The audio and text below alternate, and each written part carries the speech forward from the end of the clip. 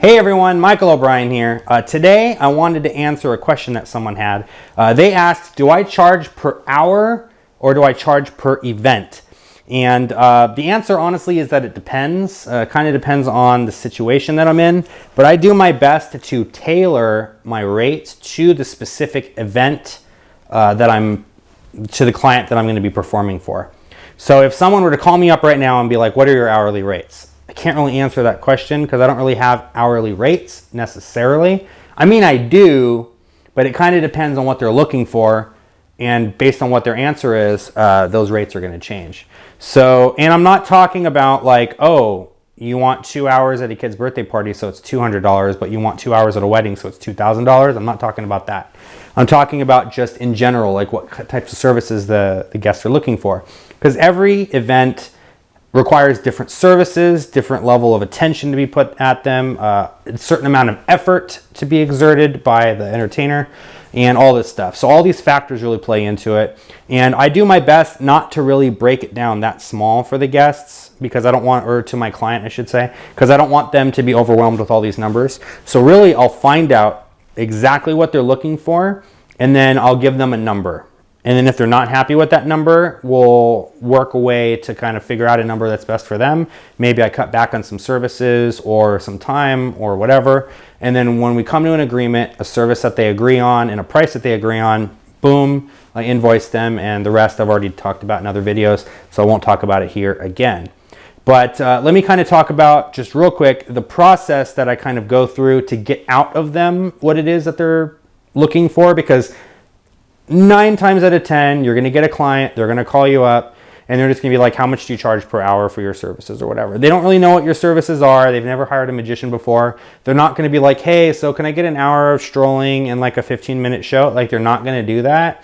Usually they're going to just be like, how much do you charge? Like, what are your rates? And rather than being like, oh, well, I charge this per hour for this, and I charge this and this and this for this, and every 15 minutes I charge for this. Rather than doing that, the last thing I really want to discuss up front is the prices. So I might say something like this. Well, let me ask you, what type of event is this? Oh, it's a kid's birthday party.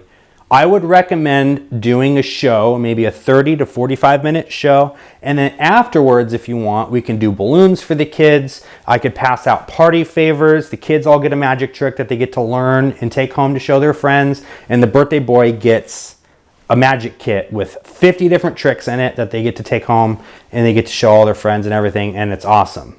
Does that sound good to you? Yeah, let's go ahead and go with the 45-minute show, the balloons, and the party favors. Awesome. It's going to cost you this much. 50% of that is due right up front. The other 50% is due on the day of. Standard negotiating stuff. And let's just say they say, I kind of don't want to pay that much, my budget's kind of more like this. Then I would say something like this, like, okay, well, if your budget is a little bit lower, there's 2 things that we can do. Number 1, I can either cut down the show to maybe like a 15-minute show, and we can still do the balloons and party favors. Or if you want the longer show, I can still do the 30 or 45-minute show, and I'll take away the balloons and party favors. What do you think would work better for your event? You find out what they want, you lower the rate accordingly. Now, in your mind, you already kind of have like this mapped out, like how much everything costs.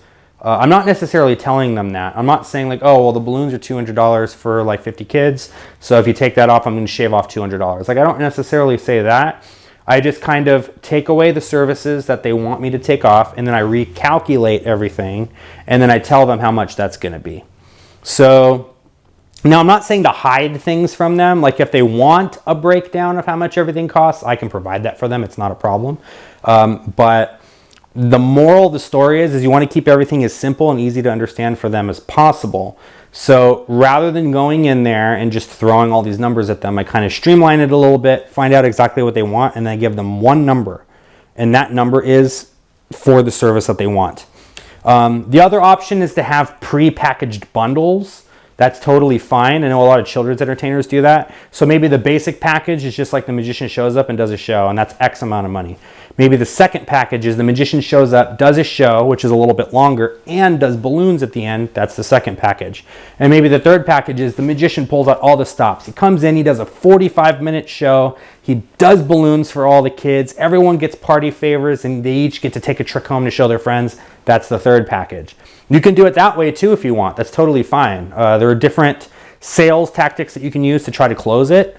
But the moral of the story is you don't really want to break it down per hour.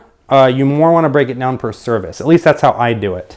That way, like I said, they're getting one number. They're not getting thrown all these things at them.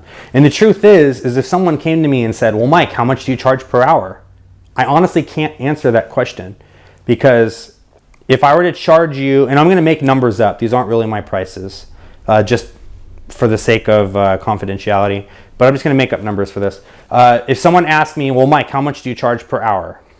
I would say, well, it kind of depends. I mean, if you're looking for me to go do a strolling, like an hour at a cocktail party is going to cost you like $500. If you want me to do an hour-long show in front of your company holiday party and all these corporate executives are there and stuff, that's going to be like $1,200, and that's still an hour. I'm charging two different rates for the same amount of time. Well, the reason is because it's two different services. So it kind of really depends, like on what they're looking for. Moral of the story is just come up with in your own mind, like maybe a little chart, have all these different products and things, so that when you're on the phone with them and you find out what they want, you plug all these things in, and then you can tell them what the price is. And I'll say one more time, the client is not going to call you up and say, hey, I want an hour of strolling and a 15-minute show. So you're kind of going to have to walk them through this process. A lot of what I do is informing the clients on what I think, in my professional opinion, they should do for their event. Of course, I leave it open to them. They're the decision maker. But I will kind of guide them through how normally this works, especially if they've never booked a magician before. Perfect example, company holiday party. They wanted to hire me for an event. And they said they wanted 2 hours of magic. And I said, okay, well, did you want me to like walk around and mingle for 2 hours? And she was like, I don't think that's what we want. I think we want a show. And I said, well, I can't very well do a 2-hour show. Like, that would be pretty ridiculous. No one would want to sit through a 2-hour show, right? You can barely get people to sit for 2 hours in a movie theater, let alone at a magic show these days. So what I did was I said, okay, well, here's what we can do then. We can do a show maybe for 30 or 45 minutes, and then I can do like an hour to an hour and a half of strolling magic during kind of like the cocktail hour when everyone's kind of coming in. And then once dinner is served, maybe we'll take a 30-minute break. Once dinner is served and everyone's kind of already gotten into it and they start eating, then I'll go up on the stage on the little platform and I'll do a proper 30-minute show for everybody. So that would be 2 hours, and I won't even charge you for the 30-minute break in the middle. That'll just be a nice little 30-minute break for me to kind of go use the restroom and get my props all organized and things so that I can start the show, and gives everyone a chance to come sit down and get their food and all that stuff. So that's what they ended up doing. They ended up taking my advice, and I booked them for 2 hours. And the way that it ended up breaking down was I booked them for an hour and a half of strolling. That was one item. And then I booked them for a 30-minute show. That was the second item. Technically, I was there for 2.5 hours, but I didn't charge them for the time. I charged them for the services. So that's one way that you can look at it. There's 1,000 different ways to do it, but that's just how I do it. Robert, I hope that answered your question for you. And thank you so much for watching, everyone. If you guys have any other questions for me, leave a comment in the comment section below. And also, I encourage you guys to start a discussion here. So if you guys have any examples of ways that you do this, or any suggestions or recommendations, things that work for you, feel free to leave a comment below. I'd love to get a little bit of a discussion going.